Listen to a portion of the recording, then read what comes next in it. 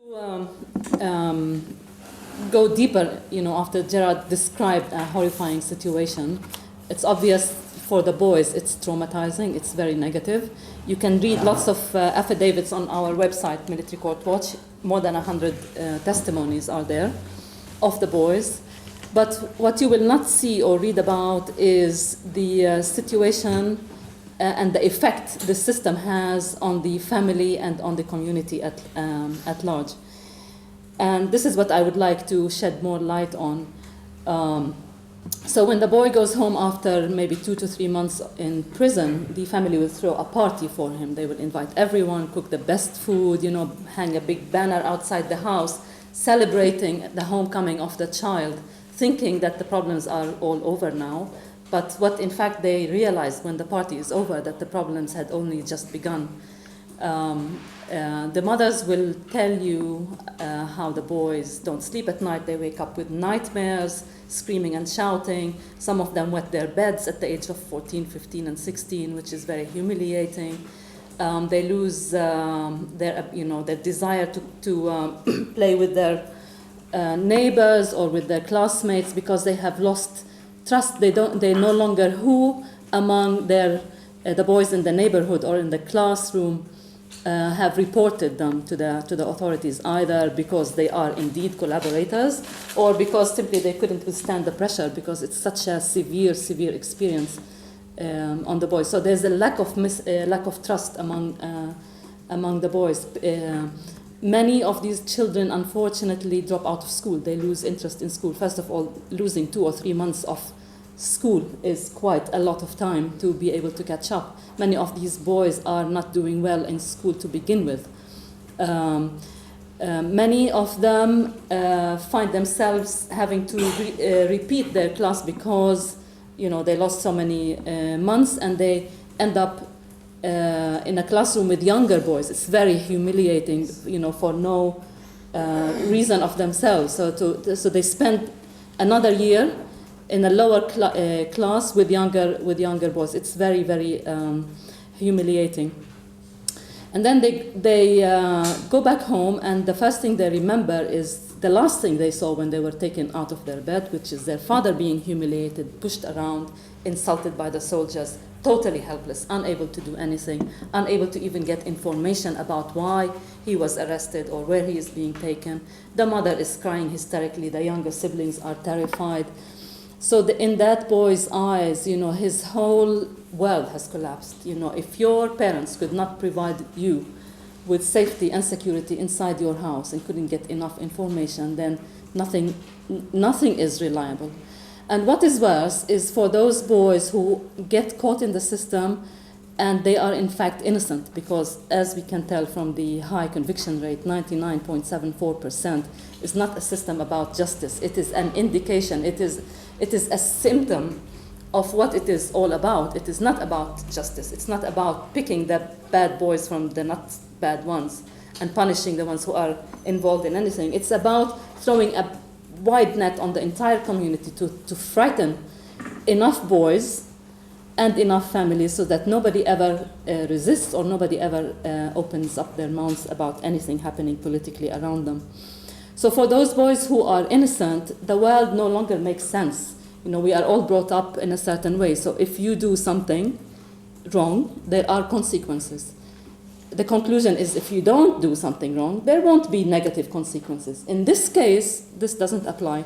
And it is mind-boggling for the children, and it is very humiliating and for the parents, and it leaves them with a deep sense of having failed as parents to teach, to be good parents and to provide what their children need. And we already see tension inside the family, which usually translates, unfortunately, into violence. A humiliated father is more likely to let it out on the wife or the daughter, or I don't know, the person closest to him, in a very, at least maybe anger, sometimes in a violent way, is not something that is not likely to happen.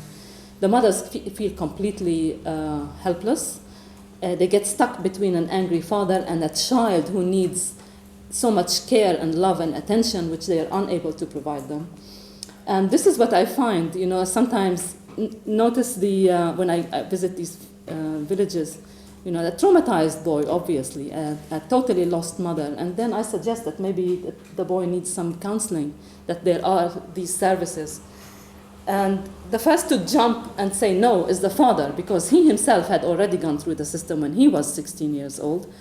And the trauma and humiliation was so much, and there was no help for him, that he wants to kind of turn it into a heroic event, something to brag about. And they impose this kind of perception on the boy, and they would say, no, he doesn't need any help, he's okay, look at me, I'm fine, I went through it.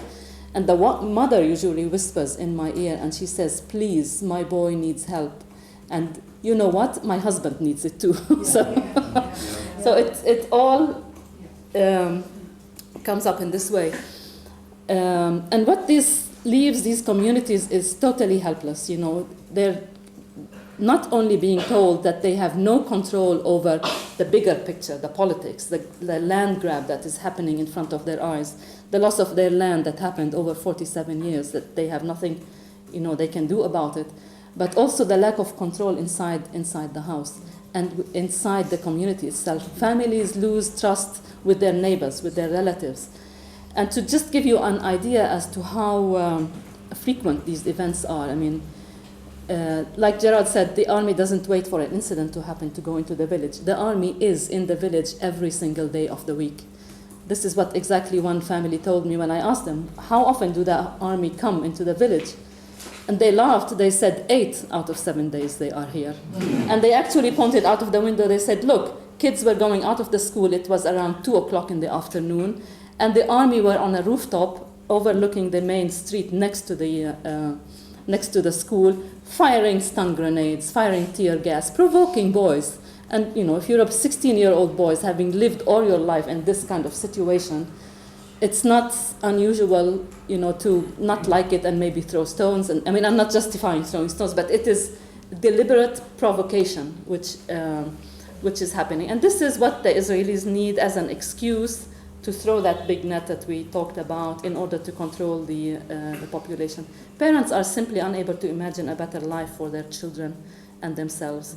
So it is very unlikely that they will imagine or want a better life for their neighbors in the settlement or in Tel Aviv or in Jerusalem or elsewhere. And I think the Israeli authorities know exactly well that if you're in the business of occupying other people and you're in the business of taking people's lands and moving your own civilian population to live on that occupied territory, people are not going to like it. And that is why they do what they do very effectively, and they have done it for so many years. The question is, what is this doing to the real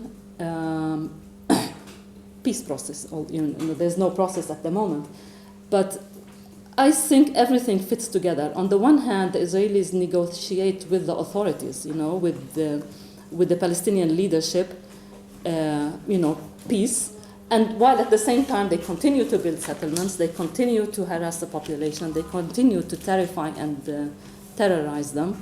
And that is exactly what you need if you want to take the land, which is what this occupation is about. It's actually de facto annexation. It's about land grab, taking as much of the land as possible without responsibility for the Palestinian people. So you negotiate with the leadership, you twist their arms, you keep them hostage with all the money that is being poured down their throats so that they keep quiet, and you don't do anything to build confidence in the communities so that they also support their leadership when there is real peace negotiations going on. So for me, what is going on, it's an indication of a fake peace process. There's no real intention, because if you want to do real peace, you don't do that in the villages. You don't move your own civilian population into that, into the area. And this is where we are now. It's very sad. Unfortunately, as long as the pain and suffering and the loss of land and the lack of human rights for so many years is on the Palestinian side, not many people around the world will care. Thanks to you, some people do care. But how many in the decision-making power do care. You know, it's a conflict that is being managed really well. So far, it's, you know, the pain is on the Palestinian side. If you're an Israeli person living in Tel Aviv, you will wonder, you know, why is everybody talking about the occupation? Where is the occupation? People in Tel Aviv have never even been to the occupied territories or even close enough to see where the wall is or what a checkpoint looks like or what life in a village is like. And things go on like this.